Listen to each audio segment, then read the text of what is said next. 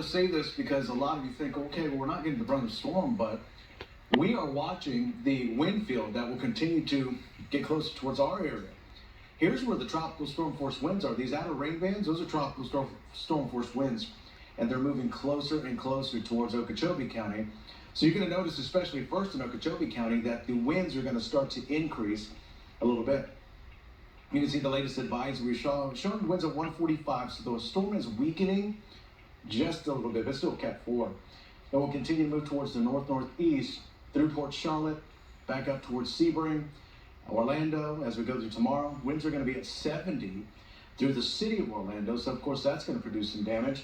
And then basically takes I-4 up towards Volusia County as a tropical storm, and then even a pretty decent tropical storm at Savannah and Charlotte as we go closer towards the weekend. So we're going to be talking about Ian for at least the next 7 days, it looks like. And then on top of that, we can't hit this hard enough. Just life-threatening storm surge coming in right across the southwestern coast from Naples back towards Marco Island. And then look at this as we bring in Mike. Mike, this is not what we want to see. 12 to 15 foot storm surge. No, it's not. It's devastating. And then on top of that, we've got those catastrophic winds that are impacting that same area. Yeah, you're talking about wave heights running 10, 12 feet on top of the storm surge moving on shore. Really a worst case scenario. You know, when I woke up this morning and saw the wind speed, it's what we feared. It's what we thought as the hurricane started moving toward the very warm waters just off the coastline of Sanibel, off Captiva near Fort Myers and Naples. We thought, yeah, this thing could really intensify, and boy, it really did. As you know, a hurricane gets its energy from the water, and the warmer the water, there's more fuel to power the storm. And some of those spots just off the coastline, extremely warm. That's like turbocharging your car, turbocharging a hurricane. And that's what happened. I mean, essentially, this was a Category 5 hurricane. And you know what's going to happen. The Hurricane Center, as always, will go back, do a reassessment, look at everything, and perhaps redefine the storm. They did that with Hurricane Andrew when it made landfall in 1992. It was initially called a Category 4. 10 years later, after examining tons of data, they changed their mind and said this was a 5. There have been 4 Category 5 hurricanes to make landfall in the United States. 3 have hit Florida. Hurricane Andrew, 1992, the Labor Day storm, 1935, and Hurricane Michael up in Mexico Beach back in 2018. Is this going to be the 4th hurricane of Cat 5 status in Florida?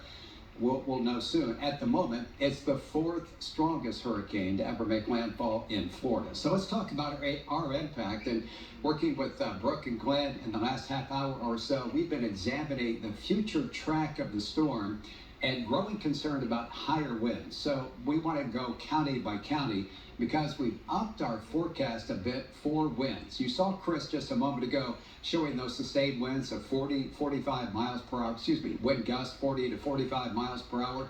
That's what we're expecting. But in a few spots, the gusts could be a little higher. Case in point, Okeechobee County. You're under a hurricane warning.